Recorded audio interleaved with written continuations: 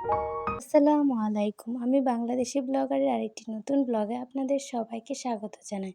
আশা করি আপনারা সবাই অনেক ভালো আছেন। আমিও আল্লাহর অশেষ রহমতে অনেক ভালো আছি। সবাইকে রমজানুল মুবারক জানাচ্ছি। দেখতে দেখতে আমাদের বরকতের মাস, রহমতের মাসটি চলে এসেছে। এই তো দেখতে দেখতে আমাদের ২টি রোজা শেষ হয়ে গেছে। আপনাদের এই ২টি রোজা কেমন গেছে অবশ্যই কমেন্টসে জানাবেন। আমার তো আলহামদুলিল্লাহ ভালোই গিয়েছে। আমার এই ভিডিওটি যদি কোনো ভুল ত্রুটি হয়ে থাকে তাহলে ক্ষমা সুন্দর দৃষ্টিতে দেখবেন। আর ভিডিওটি যদি ভালো লেগে থাকে তাহলে লাইক ও সাবস্ক্রাইব করে আমার পাশে থাকবেন। আশা করি আপনাদের কাছে আমার এই ভিডিওটি ভালো লাগবে। এটা ছিল আমার প্রথম রোজার ভিডিও।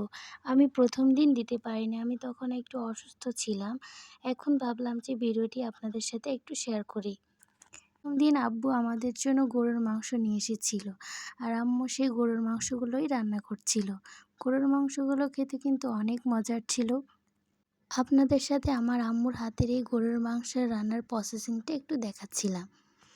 আপনাদের জন্য আমি কত কষ্ট করে ভিডিও বানাই, আপনারা কেউই আমাকে সাবস্ক্রাইব করেন না। যারা সাবস্ক্রাইব করেছেন তাদেরকে অসংখ্য ধন্যবাদ, আর যারা এখনও সাবস্ক্রাইব করেনি তারা অবশ্যই করে দিবেন।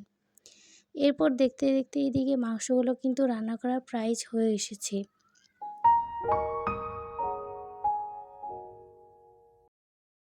এই তো আমাদের মাংস রান্না করা হয়ে গেছে। এদিকে আম্মু লাউ শাক ভাজি করার জন্য আলু এবং লাউ শাকগুলোকে সেদ্ধ করে নিয়েছে।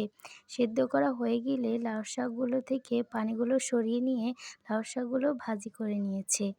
এরপর এদিকে আম্মু মিক্সড সবজিও রান্না করে নিয়েছে। ইফতারি তৈরি করার জন্য উপকরণগুলো রেডি করে নিয়েছে। এরপর আপনাদের সাথে একটা ভিডিওতে চিকেন আলুর চপ তৈরি করেছে, যে সেগুলো ফ্রিজ থেকে নামিয়ে নিচ্ছে। এরপর এগুলোকে বেসনের মধ্যে চবিয়ে তেলের মধ্যে ভেজে নেবে।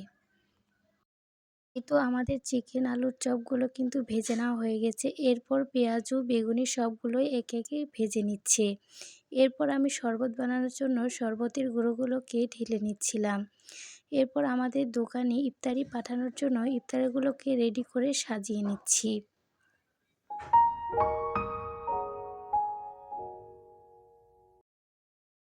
এই তো আমাদের ইফতারিগুলো কিন্তু রেডি হয়ে গেছে।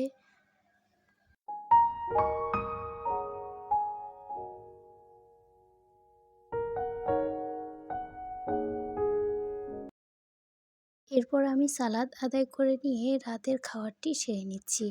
আজকের মতো ব্লগটি এখানেই শেষ করছি। সবাই ভালো থাকবেন। আসসালামু আলাইকুম।